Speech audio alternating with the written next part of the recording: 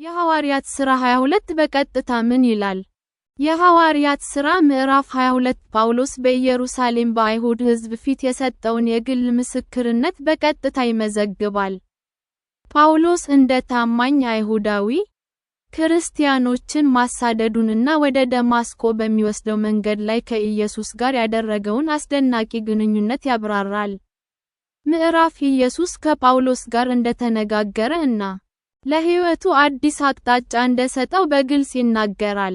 እንዲሁም የጳውሎስን ጥምቀት፣ ጥሪ እና እግዚአብሔርን የማገልገል ተልእኮ በቀጥታ ይገልጻል።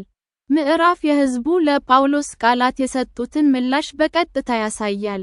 መጀመሪያ ላይ በአረማይክ ቋንቋ ሲናገር በጸጥታ ያዳምጡ ነበር።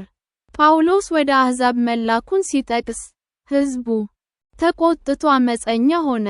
ይህ ምላሽ ያለ ትርጓሜ በግልጽ ተገልጿል። የሐዋርያት ሥራ 22 የጳውሎስን በሮማውያን ወታደሮች መታሰሩን በቀጥታ ይተርካል።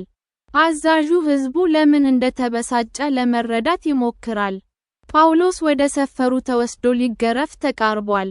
እነዚህ ክስተቶች በእውነተኛ ጊዜ የተከናወኑ ታሪካዊ ድርጊቶች ተደርገው ተገልጸዋል። በመጨረሻም፣ ምዕራፍ የጳውሎስን የሮማ ዜግነት በቀጥታ ይገልጻል። ጳውሎስ ሕገወጥ ቅጣትን ለማስቆም ሕጋዊ ሁኔታውን በግልጽ አስታውቋል። የሮማው አዛዥ በፍርሃትና በጥንቃቄ ምላሽ ይሰጣል።